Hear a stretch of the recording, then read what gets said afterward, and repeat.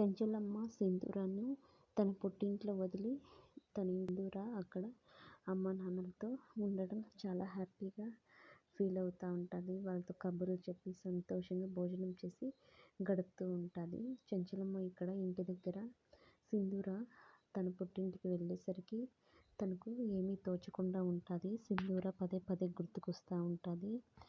అదే విషయం కేశవ అప్పుడు బయట నుంచి ఇంటికి వస్తాడు. చెంచులమ్మ ఏమైంది, ఏం ఆలోచిస్తున్నావు, సింధూర పుట్టింటికి వెళ్ళేసరికి ఏమీ తోచడం లేదా, 2 రోజులే కదా వచ్చేస్తుందిలే అంటాడు. అప్పుడు చంటి కూడా అప్పటి నుంచి గమనిస్తూ ఉంటాడు. అవును అయ్యగారు, నేను కూడా అప్పటి నుంచి అమ్మగారిని గమనిస్తూ ఉన్నాను. చిన్నమ్మగారి కోసం పెద్దమ్మగారు చాలా బాధపడుతూ ఉన్నారు అని చెప్పేసి అంటాడు. తర్వాత ఉదయాన్నే చెంచులమ్మ నిద్రలేసి సింధూరను చూడకుండా ఉండలేక తన ఇంటికైతే వెళ్తుంది. సింధూరను చూడడానికి బయలుదేరుతుంది. అక్కడ అప్పటికే సింధూర వాళ్ళ ఇంటికి ఇరుగు పొరుగు వాళ్ళందరూ వచ్చి సింధూరను అవమానిస్తూ ఉంటారు. పెళ్ళైన వెంటనే నీ భర్తను పోగొట్టుకున్నావు, నువ్వు ఒక దురదృష్టవంతురాలివి, ఇక జీవితాంతం నువ్వు విధవరాలిగా ఇలాగే ఉండిపోవలసిందే అని చెప్పేసి ఇరుగు పొరుగు వాళ్ళు తల ఒక్కొక్క మాట అంటారు. ఇంతలో చెంచులమ్మ అక్కడికి వస్తుంది.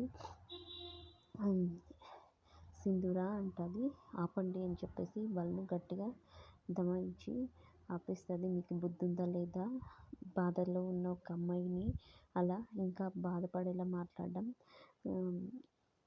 సమంజసమేనా, మీరు అలా మాట్లాడకూడదు, మీరు కూడా ఆడవాళ్ళే కదా, సాటి ఆడవాళ్ళగా మీరు ధైర్యం చెప్పాలి అని చెప్పేసి సింధూరను దగ్గర తీసుకుంటుంది.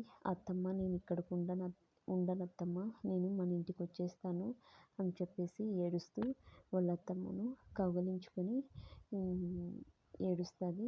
సరే మా సింధూర, పద మన ఇంటికి వెళ్దాము అని చెప్పేసి అని బయలుదేరుతారు. గుమ్మం బయట వచ్చి సింధూర వాళ్ళ నాన్నను పిలుస్తుంది. చూడండి, ఇక్కడి నుంచి మీరు మీ అమ్మాయిని కలవకూడదు, మీ అమ్మాయితో మాట్లాడకూడదు, మీరు చూడాలి, మీరు మాట్లాడాలనుకున్న ఇదితోనే మీకోసం నేను సింధూరాన్ని ఇక్కడికి పంపిస్తే నా కోడల్ని బాధపడేలా చేశారు, ఇంకెప్పుడు మీరు సింధూరతో మాట్లాడొద్దండి, కలవద్దండి అని చెప్పేసి చెంచులమ్మ సింధూర వాళ్ళ నాన్నకు చెప్పేసి అక్కడి నుంచి బయలుదేరుతుంది. చూసారు కదా ఈరోజుటి మనం లేటెస్ట్ ప్రోమో. మన వీడియోస్ కనుక మీకు నచ్చితే ప్లీజ్ సబ్స్క్రైబ్ చేసుకోండి.